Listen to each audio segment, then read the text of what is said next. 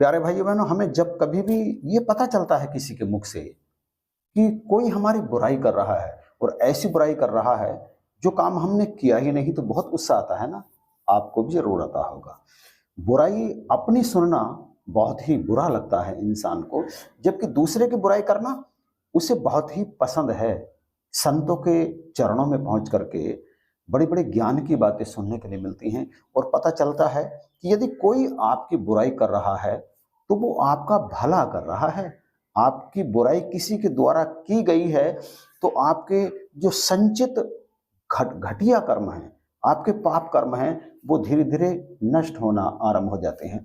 लेकिन यदि किसी ने आपकी बुराई की और आपको पता चल गया और आपने उल्टे बदले में उसकी बुराई करना आरंभ कर दी, तो फिर होता ऐसा है कि आपके जो संचित बुरे कर्म हैं उनमें जरा भी कमी नहीं आती, बल्कि ये और होता है कि आपके उन बुरे कर्मों का संचय और संग्रह और बढ़ने लगता है, क्योंकि आपने उसकी बुराई की और आपके द्वारा की गई बुराई उसके संचित घटिया कर्मों को, गलत कर्मों को, पाप कर्मों को नष्ट करना आरंभ कर देती है।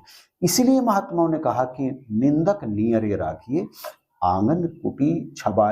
इस संसार में आपका सबसे बड़ा हितैषी यदि कोई है आपके बुरे कर्म को काटने के लिए, तो वो केवल और केवल आपका निंदक है, जिसने आपकी बुराई की है। हालांकि ये बात बहुत अलग है कि अपनी निंदा सुनना किसी को भी अच्छा नहीं लगता, लेकिन संत को लगता है। संत तो निंदक को अपने पास बिठा करके रखता है और बिन पानी साबुन बिना निर्मल करे स्वभाव। ये जो निंदा है आपकी, ये आपके तमाम घटिया कर्मों को, पाप कर्मों को काट देती है। भगवान श्री राम जी के वंश में एक राजा हुए हैं जगत जी।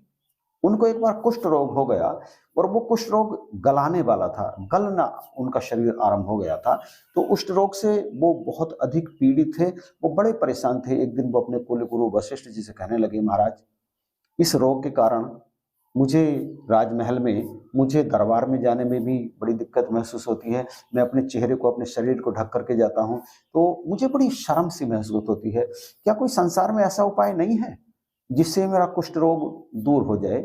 तो गुरु वशिष्ठ जी ने उनसे कहा, तुम ऐसा करो, अपनी भाभी को रात्रि में जाकर के भगवान श्री राम जी का चरित्र सुनाना आरंभ कर दो।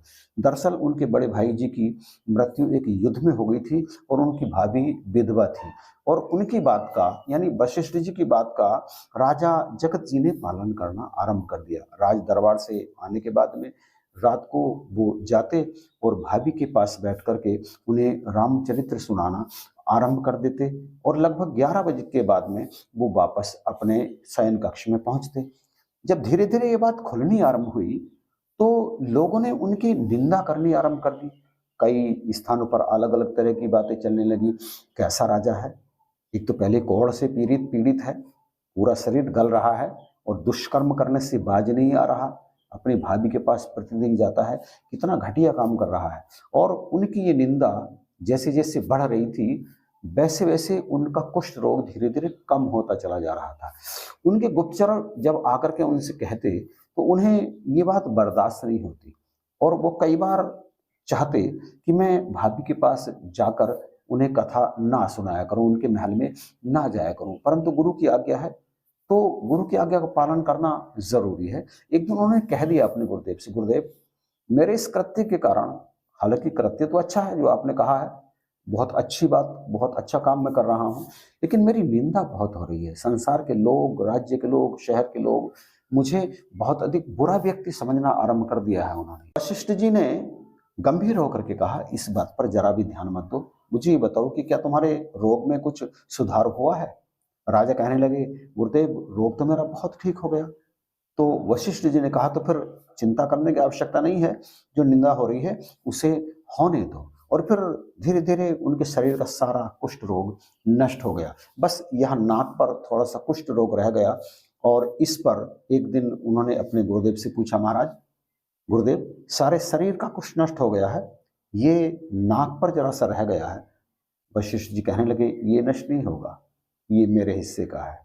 और फिर वशिष्ठ जी ने राज दरबार में सारे के सारे राज दरबारियों से कहा, ये जो राजा है ना, ये अपनी भाभी के कमरे में जाते थे, अपनी भाभी के महल में जाते थे हर रात्रि को, और ये जाते थे राम कथा सुनाने के लिए, प्रभु का चरित्र सुनाने के लिए। इन्होंने भाभी को अपनी माँ के समान ही समझा है। इनके मन में कभी विकार आ ही नहीं सकता, क्योंकि ये तो भगवान के वंशज हैं। इस पर सारे राज दरबारी हैरानी से देखते रह गए। तब वशिष्ठ जी ने कहा, अब देखिए, इनके शरीर पर कोई रोग नहीं है, कोई कुष्ठ नहीं है, क्योंकि पूरी प्रजा ने इनकी निंदा की है और उस निंदा के कारण इनका शरीर ठीक हो गया है। ये प्रत्यक्ष प्रमाण है कि इनके अंदर कोई पाप नहीं था अपनी भाभी के महल में जाने के प्रति। वहां तो ये भगवान का चरित्र सुना रहे थे। और फिर ये बात ये पूरे के पूरे राज्य में फैली, तो पूरा राज्य वाह वाह कर उठा। बिल्कुल सच।